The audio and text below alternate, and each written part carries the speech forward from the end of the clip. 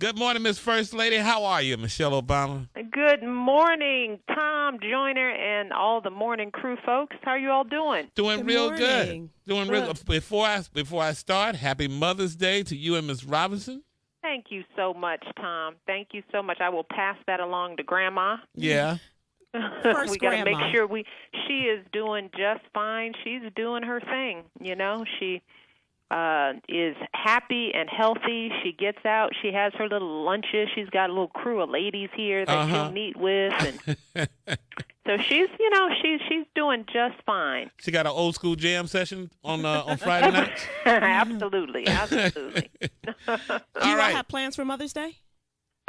We usually have a quiet Mother's Day. We're going to have dinner here, and it's probably just going to be me, Mom, the girls, Barack, and Mom and I get to pick the dinner menu. Good. So And of I course, haven't talked to her yet. and of Out course, of the vegetables from the garden, right? There will be some vegetables, but because this is Grandma's dinner, there may be some fried chicken along with those All right. vegetables too. So The new book, American Grown: The Story of the White House Kitchen, Garden, and Gardens Across America.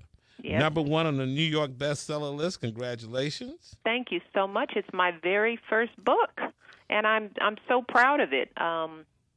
We decided to write the book to tell the story of the White House kitchen garden, how it got started, why we started it. It's a book full of beautiful pictures because my intent was that we would share the garden with the country and the world. There are many people who don't get a chance to visit Washington, come to the White House, but this is a way for people who are unable to come and see it in person to get a taste of what it's all about, to see the beauty of it, to get some candid shots. It is very beautiful. Now, But it's also, we tell the story of other community gardens as well all across the country.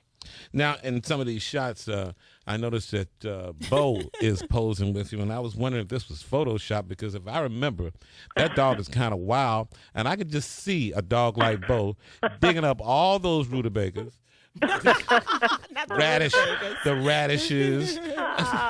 I see. I think you misunderstand Bo. He's actually a very calm, peaceful dog. He calmed down? Well, he's an adult dog now. Oh. When you first saw him, he was a puppy. Oh, okay. And he's now 4, so he's really good with the garden. He spends more time in the garden than me, because he actually goes out every day with the gardening team, the National Park Service people. He's out there every day at work like he's one of the boys. Is that right? Actually He goes will to not work. speak to me when he's with his fellas. He Oh, kind of really? looks over like, yo, Mom, I work.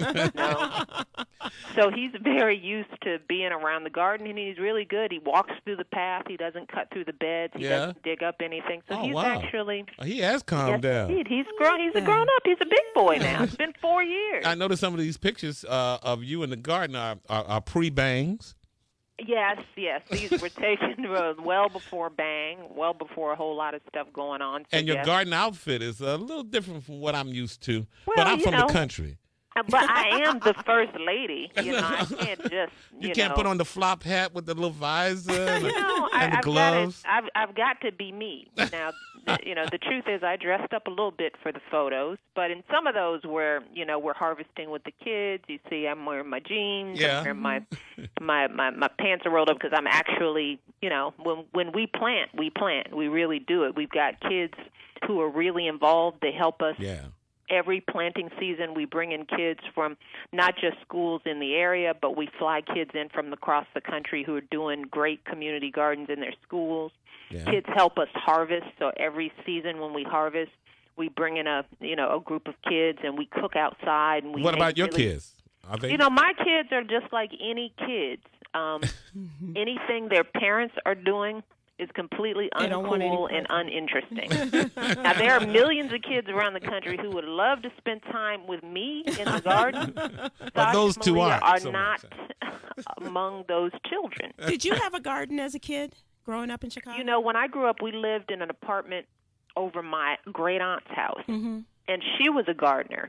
She didn't grow vegetables, but she planted beautiful flowers every season, and it was our responsibility as the children in the house. We had to go out there and plant and weed and, Yeah. water the lawn. My brother mowed. So, Gardening is hard. Gardening is hard work. I don't care if it's vegetable, flowers. Yeah. I mean, it takes patience and and focus. And one of the things we do in the book is that we offer some tips for people who want to start their own garden. I mean, the truth is, yes, I have a huge staff of people that help maintain this garden. There's no way that I could individually do this.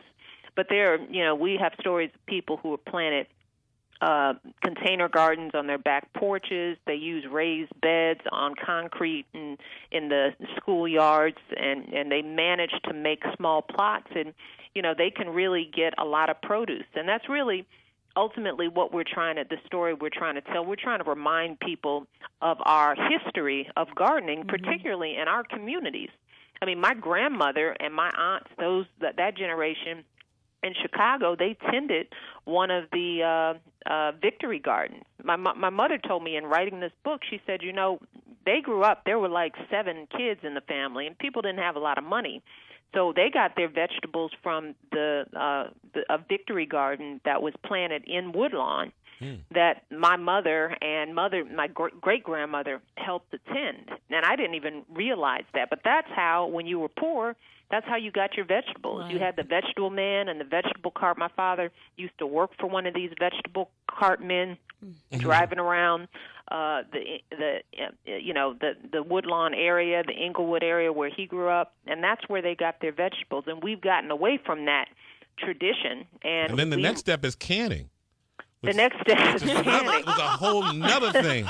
I know about this. I'm from Alabama. It's hard work. Tom? Have you, Sybil, have you guys done any gardening? Do you know that tradition? Have you experienced that either? I was telling Tom that growing up in Chicago, my dad had a vegetable garden in our backyard. And where was he from?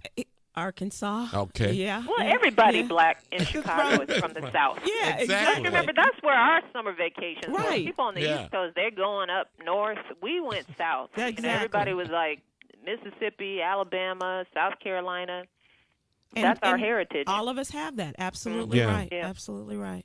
And we need to get back to those roots, because that's part of the challenge of our health.